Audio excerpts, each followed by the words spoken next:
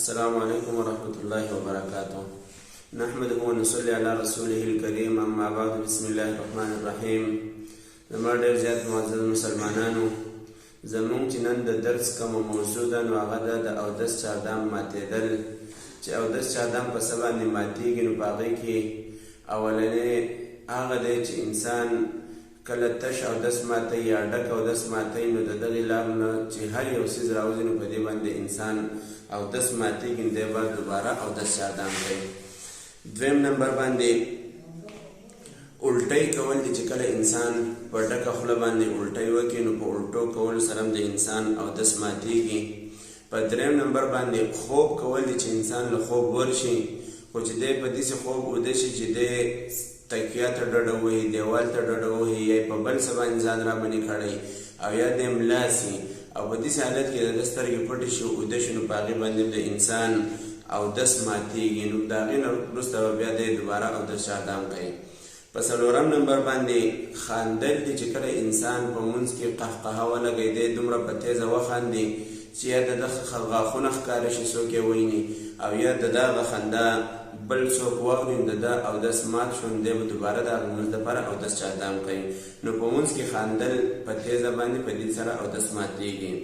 په پنځم نمبر باندې دی چې په سړي باندې لیونتوب راشي چې دی لیونی شي، د ده مازغه کار پرېږدي نو په هغې باندې د انسان اودس ماتېږي، ځکه چې دی بیا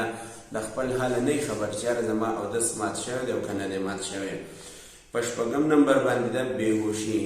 چې کله په انسان باندې د بیمارۍ د وجې نه، د سختۍ د وجې نه، د تکلیف د وجې نه یا د ګولۍ د دوایي د خوړلو د وجې نه په هغه باندې هر قسمه بېهوشي راشي نو په هغې باندې د انسان اودس ماتېږي، ځکه چې انسان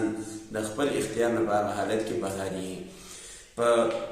اووم نمبر باندې چې دی نو هغه نشه کول دي چې انسان کله نشه وکړي، دا د چرسو نشه وي، د شرابو نشه وي، بل قسمه دغه شانتې کې د تمباکو نشه وي، خو چې دی هغه نشه وکړي نو په هغه نشې کولو سره هم د انسان اودس ماتېږي. او بل دا چې د انسان د خولې نه دومره اینه راوځي چې دی کله وګوري چې د ده لاړو سره اینه شریک شوي، ده ته پته ولګي چې یار زما خوله په اینې شوې ده او په لاړو باندې دا اینه غالبه شوې ده، لاړې لږې دي، اینه ډېره ده، نو په هغه حالت کې هم د انسان اودس ماتېږي.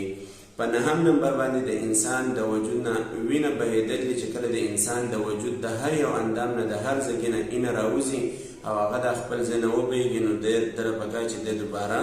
اودس وکړي. او لسم نمبر دی شک کول چې د انسان شک راشي چې یار ما اودس چاردام کړی دی که نه مې دی کړی او ده ته په ذهن کې دا رایاد نه شي چې یاره ما اودس چاردام کړی او غالب ګمان د ده دی چې یار زما اودس نشته، نو ده هم پکار دی چې دی اودس وکړي او د ده اودس نه دی شوی، ځکه چې په شک باندې د انسان یو عمل هم نه قبلېږي. د انسان عمل الله تعالی هله قبلوي چې د ده یقین پوره نو چې کله د انسان یقین پوره شي نو هله د ده هغه عمل الله تعالی قبلوي. وما علینا الا البلاغ.